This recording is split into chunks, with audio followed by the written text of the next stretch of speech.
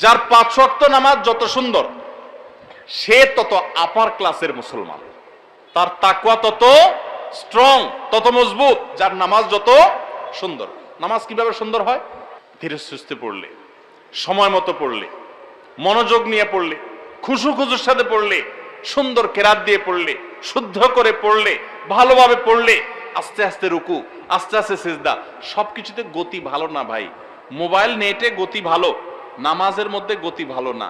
নামাজের গতি যত কম হবে, যত স্লো হবে, যত আস্তে আস্তে হবে, যত ধীরে ধীরে হবে, তত নামাজের মর্যাদা আল্লাহর কাছে বেশি হবে।